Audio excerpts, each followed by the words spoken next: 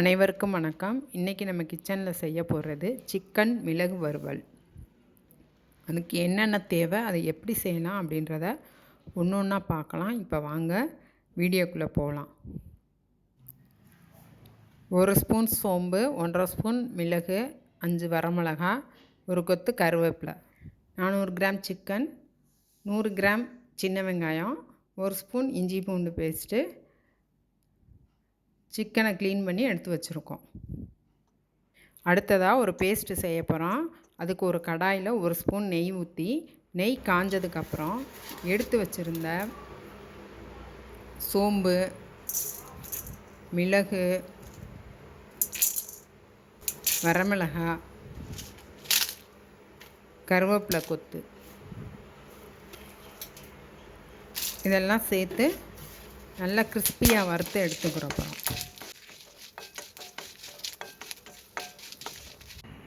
இதை ஒரு ஜாரில் போட்டு நல்லா ஃபைனாக இது மாதிரி பேஸ்ட்டாக அரைச்சி. அடுத்ததாக அதே கடாயில் 4 ஸ்பூன் எண்ணெய் ஊற்றி, எண்ணெய் காஞ்சதுக்கப்புறம் 1 ஸ்பூன் சோம்பு சேர்த்துக்கிறோம். சோம்பு செவந்தோன்னா சின்ன வெங்காயத்தையும் ஒரு கொத்து கருவேப்பிலையும் அதோடு சேர்த்து இதை நல்லா வதக்கி விடணும். இது வதங்கினதுக்கப்புறம் எடுத்து வச்சுருக்க சிக்கனையும் அதோடு சேர்த்து இதையும் நல்லா வதக்கி விடணும்.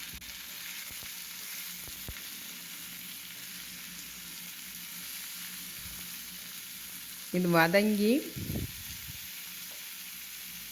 இந்த மாதிரி கலர் சேஞ்ச் ஆனதுக்கப்புறம் இஞ்சி பூண்டு பேஸ்ட்டை சேர்த்து இதையும் நல்லா பச்சை வாசனை போகிற வரைக்கும் நல்லா வதக்கி விட்டுக்கிறோம்.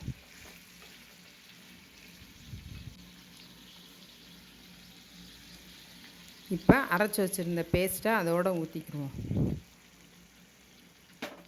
இந்த சிக்கன் வேகிறதுக்கு தேவையான அளவு தண்ணியை அந்த ஜாரில் ஊற்றி கழுவி அதையும் சேர்த்து இதோடு ஊற்றிக்கிடுவோம். ஊற்றிட்டு இந்த சிக்கனுக்கு தேவையான அளவு உப்பு, அதாவது 1 ஸ்பூன் அதையும் போட்டு இப்போ அந்த உப்பு எல்லா பக்கமும் ஸ்ப்ரெட் ஆகிற மாதிரி இதை நல்லா வதக்கி விட்டுக்குருவோம். கிளறி விட்டு இப்போ நல்லா கிளறி விட்டுட்டு இந்த ஒரு மூடி போட்டு ஒரு 1/4 மணி நேரம் லோ ஃப்ளேமில் நல்லா வேக வச்சிடணும். இப்போ திறந்து பார்த்தோம்னா நல்லா சிக்கன் வெந்து எண்ணெயெல்லாம் பிரிஞ்சு இந்த மாதிரி இருக்கும். இப்போ வேகலைனாலும் அடிக்கடி நம்ம என்ன செய்யணும்னா அதை நல்லா கிளறி விடணும், இல்லாட்டினா அடியில் பிடிச்சிரும். இப்போ நம்மளோட சிக்கன் மிளகு வறுவல் ரெடி ஆயிடுச்சு. இது சாதத்துலேயும் போட்டு சாப்பிட்லாம். சாதம், சாம்பார் சாதம், தயிர் சாதம், ரசம் சாதத்துக்கு சைட் டிஷ்ஷாகவும் வச்சு சாப்பிட்லாம். சப்பாத்தி, இட்லி, தோசைக்கும் சாப்பிட்லாம். ரொம்ப டேஸ்ட்டாக இருக்கும். செய்கிறதுக்கும் ரொம்ப சிம்பிளாக இருக்கும். இதே மாதிரி நீங்களும் செஞ்சு பார்த்துட்டு எப்படி இருந்துச்சுன்னு கமெண்ட்ஸில் போடுங்க. லைக் பண்ணுங்கள், ஷேர் பண்ணுங்கள். இவ்வளோ நேரம் அந்த வீடியோ பார்த்ததுக்கு மிக்க நன்றி.